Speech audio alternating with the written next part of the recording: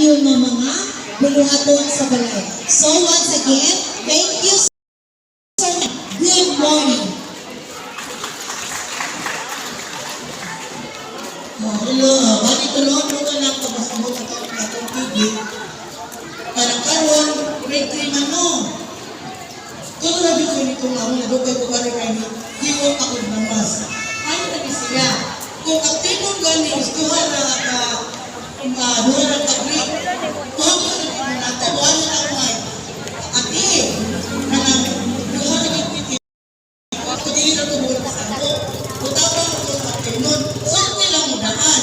Ang magkatataon ko magkamay, building na ito kayo kapabang. Sana karong grade 3 mo, kasi siya kayo ha, ang grade 3 karong, tulog dito ko ganito. Morning, issue. So wala ang ginuman ni Ma'am sa pwede tanggalan ng tagdaw, ako sa duhon ng sinahan. Kinahanglan kita mga ginikat, nagtatay, programa kami sa gobyerno nga para sa atong sinahan.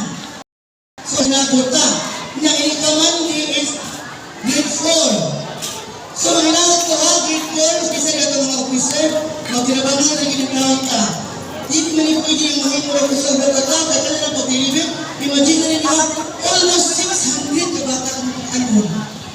Daghan sa tayo, daghan yung bata ang pag-deliver na, ang pag-bugas lang sa mga ibata ko sa bata, ang inahangyan dito sa mga tabang. Magkinabangan na ginagawa, kami mga trabaho. So ako was po na, magkinabangan sa itong feeding. Kung ano, may kahoy, magdala sa mga kahoy sa inyo, mga na mga ati na may kahoy ito natin kung ipakuha na nanugo na sa tao na kawawal ito kung natin masukot.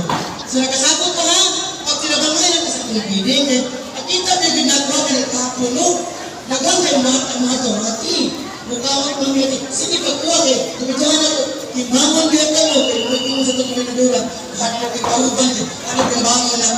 Kasi tinuwan lang, ang mga bata na anak na yun, bulikot sa layo, mga amin o pagkaon, ang mga bata.